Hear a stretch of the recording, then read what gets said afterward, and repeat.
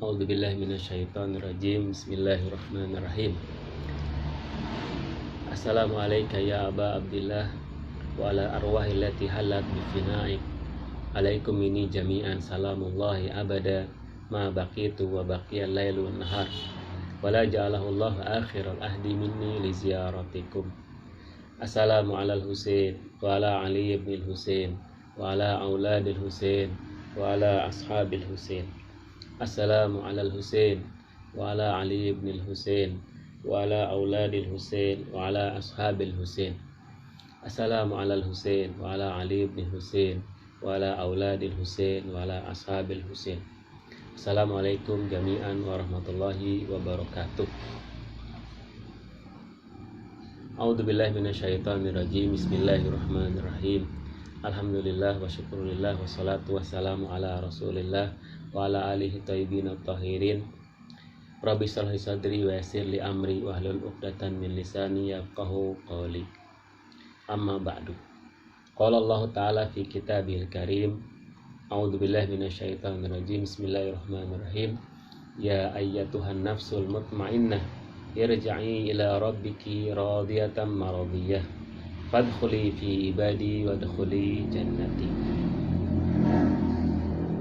Alhamdulillah, puja, puji, serta syukur marilah kita panjatkan kehadirat Allah Subhanahu wa Ta'ala atas segala nikmat karunia yang telah Dia berikan kepada kita, terutama karunia iman, kenikmatan iman, kenikmatan Islam, kenikmatan wilayah, kecintaan kepada Ahlul Bait alaihimussalam. Ini merupakan kenikmatan tersendiri bagi kita yang tiada tara, yang tidak akan bisa dan tidak akan kita mau untuk kemudian tukar dengan apa saja. Wilayah kecintaan kepada Ahlul Bait itu sesuatu yang tiada ternilai harganya. Alhamdulillah, salah satu di antara bukti daripada kecintaan dan wilayah ini, kita selalu mengadakan acara-acara renungan terhadap kesyahidan atau wafatnya Ahlul Bait. Salah satunya yang paling mungkin besar adalah kita memperingati kesyahidan Al-Imam Husain alaihissalam, memperingati, merenungkan, mempelajari kesyahidan, pergerakan perjuangan apa yang diperjuangkan oleh Al-Husain untuk kemudian menegakkan agama ilahi, menegakkan agama Islam, islahi ummati jadi ya. Ini merupakan karunia tersendiri, kita bisa berkumpul di malam-malam seperti ini, di malam-malam perenungan. Malam merupakan malam-malam di mana kita kesempatan untuk merenungkan, mempelajari secara keilmuan, secara logika, juga menggunakan perasaan untuk kemudian memahami ini. Insya Allah akan membuat kita menjadi pecinta sejati Al-Husain alaihissalam. Insya Allah tangisan-tangisan yang kita lakukan itu akan menjadi bukti kecintaan kita kepada Al-Imam Husain terutama, dan kepada Ahlul Bait alaihimussalam secara umum ya.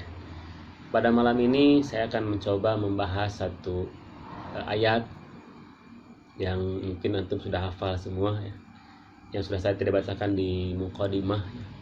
Allah Subhanahu wa Ta'ala berfirman, A'udzubillahi minasyaitonirrajim. Ya ayyatuhan nafsul mutmainnah irji'i ila rabbiki radiyatan maradiyah fadkhuli fi ibadi wadkhuli jannati. Salah satu ucapan yang mungkin sangat fenomenal dan sangat penuh dengan makna ketika Al-Husain kemudian mengorbankan dirinya, mengorbankan keluarganya, mengorbankan harta benda dan semuanya. Kemudian di akhir-akhir pengorbanan beliau mengatakan, sesungguhnya aku ridho, raditu, aku ridho atas apa yang terjadi, ridho atas apa yang telah Allah takdirkan, ridho atas apa yang telah menimpa dalam kehidupan dunianya, ridho atas apa yang telah Allah tentukan. ini merupakan makom yang sangat tinggi, yaitu makom ridho ya.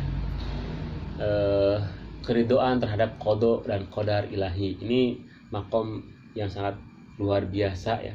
Dalam sebuah riwayat dikatakan ketika kemudian manusia, ketika terjadi hari kiamat ya, di tiupan yang pertama itu semua alam semesta hancur termasuk manusia, nanti akan terkubur semuanya manusia.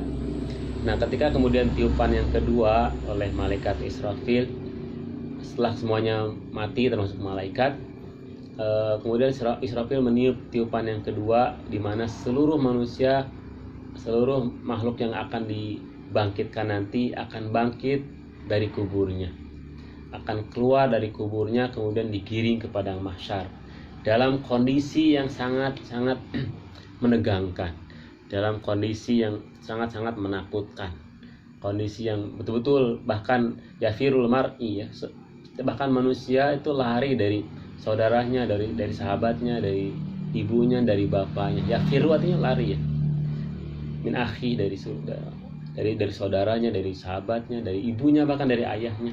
Karena ketika dalam kondisi panik ya, masing-masing tegang dengan nasibnya sendiri-sendiri, sehingga keluarga, anak, istri semua diabaikan, bahkan lari ya. Dalam kondisi seperti ini ada satu kelompok manusia yang ketika bangkit dari alam kubur, Allah Subhanahu wa taala memberikan sayap kepada mereka. Kemudian mereka terbang melewati mahsyar, kemudian melewati semuanya, dan kemudian masuk ke dalam surga ya. Kemudian malaikat melihat mereka terheran ya, malaikat terheran, apakah engkau tidak melewati mahsyar, padang mahsyar maksudnya, mahsyar ya? Enggak, aku tidak melewatinya. Apakah engkau tidak melewati sirat? Karena kan setiap orang untuk masuk surga itu melewati sirat. Enggak, aku tidak melewati sirat. Aku kemudian sama Allah dikasih Subhanahu wa taala sayap, kemudian seluruh terbang, dan kemudian untuk masuk ke dalam surga dan memilih surga ya. Kemudian malaikat bertanya, apa yang kau lakukan, apa kelebihan yang kau miliki? Kata mereka, karena kami adalah termasuk orang-orang yang memiliki keridoan kepada semua keputusan Tuhan. Kami termasuk orang yang ridho ya. Kami termasuk orang yang menerima apa yang Allah berikan, apa yang Allah tentukan. Jadi ini merupakan makom yang sangat tinggi, sangat mulia, sangat istimewa, sehingga mereka tidak mengalami proses mahsyar, tidak mengalami proses sirat. Mereka langsung kemudian dari kebangkitan kemudian menuju surga. Kenapa? Karena mereka memiliki makom ridho ya, ini makom yang luar biasa. Mungkin penjelasan yang detailnya, mendalamnya bisa dibahas di kajian-kajian irfan nanti tentang makom ridho. Itu salah satu di antara makom yang harus dilewati oleh manazil ya, makomat yang harus dilewati oleh seorang pesalik adalah dia harus melewati makom ridho ya. Al-Husain adalah orang yang termasuk orang yang memiliki makom keridhoan ya. Begitu besar pengorbanan, dahsyat, kesedihan dan semuanya, tapi beliau ridho atas apa yang telah Allah putuskan ya. Beliau ridho apa yang telah terjadi ya. Ini apa kaitan dengan ayat yang tadi, ayat yang sudah saya bacakan ya. Kalau antum baca tentang makom ridho, itu identik dengan istilah yang lain seperti makom sakinah atau mutmainnah ya. Sakinah, memiliki jiwa yang sakinah, memiliki jiwa yang ridho, memiliki jiwa yang tenang, memiliki yang mutmainnah. Itu merupakan istilah yang maknanya hampir berdekatan. Jadi ketika memiliki makom ridho, dia akan mengalami kondisi tenang, apa yang telah Allah janjikan, apa yang Allah lakukan, apa yang Allah takdirkan, dia nerimanya dengan penuh ketenangan. Mereka telah mencapai makom nafsul mutmainnah ya. Kalau antum lihat ayat tadi, di mana Allah memanggil seseorang dengan panggilan yang penuh dengan kasih sayang. Kalau antum baca di beberapa tafsir, di antara misdak dari nafsul mutmainnah adalah Al-Husain. Salah satu misdak ya, karena mungkin ayat ini asbabun nuzulnya berkenaan dengan yang lain. tafsirnya juga mungkin berkenaan. Tapi salah satu di antara misdak orang yang memiliki jiwa yang tenang dalam banyak tafsir itu adalah Al-Husain alaihissalam. Beliau adalah orang yang memiliki makom tawakal, ridho, mutmainnah, sakinah, ya. Memiliki jiwa yang tenang, memiliki jiwa yang mutmainnah. Di mana di dalam ayat ini seorang yang memiliki makom ini sama Allah dipanggil dengan panggilan yang penuh dengan kelembutan. Dipanggil jiwanya, ya ayat Tuhan nafsul mutmainnah, wahai jiwa yang tenang, wahai jiwa yang mutmainnah. Ya. Ini panggilan-panggilan yang sama Allah dipanggil, diseru, diundang. Ya. Kemudian irji'i, pulanglah, baliklah. Jadi sama Allah diundang. Orang yang memiliki makom seperti ini sama Allah diundang. Irji'i ila rabbiki, pulanglah kepada Tuhanmu. Ini merupakan undangan dari Allah Subhanahu wa taala dengan panggilan dan seruan yang penuh dengan kelembutan, kasih sayang. Wahai jiwa yang tenang, irji'i ila rabbiki, pulanglah, baliklah kepada Tuhanmu. Ya. Bukan hanya sekedar pulang, tapi radiyatan maradiyah. Dia pulanglah dalam kondisi ridho, pulang kepada Tuhan dalam kondisi jiwanya penuh dengan keridhaan dari atas yang Allah putuskan. Wahai jiwa yang tenang, pulanglah kepada Tuhanmu dalam kondisi ridho, dalam kondisi jiwanya penuh dengan keridhaan kepada Allah Subhanahu wa taala, kepada keputusan Allah, kepada takdir Allah Subhanahu wa taala, kepada nasib yang dia hadapi. Tidak hanya itu, radiyatan maradiyah. Selain dia ridho atas Allah yang Allah putuskan, yang atas Allah lakukan, Allah juga ridho terhadap apa yang mereka lakukan. Gayung bersambut, ridho dan diridhoi. Dia ridho sama Allah dan Allah juga meridhoi dia. Radiyatan maradiyah. Kemudian undangan ini tidak sekedar diundang begitu saja, tapi Allah menyiapkan juga jamuan. Fadkhuli fi ibadi. Radiyatan maradiyah, fadkhuli fi ibadi. Setelah kemudian diundang dalam kondisi ridho dan diridhoi, kemudian Allah mengenakan tahta penghambaan. Allah mengenakan pakaian atau jubah penghambaan. Allah mengenakan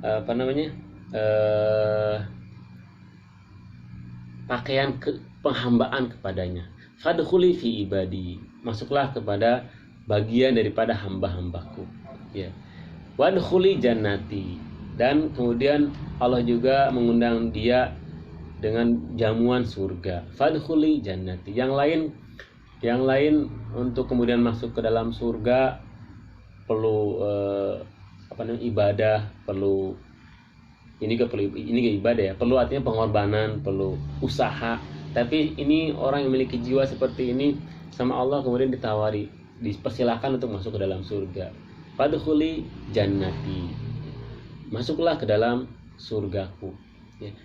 Ini merupakan makom yang luar biasa ya. Sama Allah kemudian diundang dengan panggilan yang penuh dengan kelembutan, kemudian dalam kondisi ridho dan diridhoi, kemudian sama Allah dikenakan jubah penghambaan, ubudiyah, seorang hamba ya.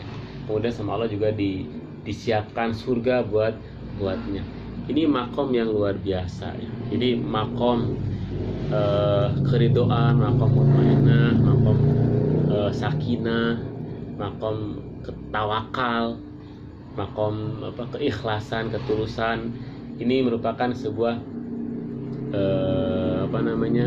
sesuatu yang sangat luar biasa ya. Ini yang dimiliki oleh Al-Husain yang harus kita pelajari.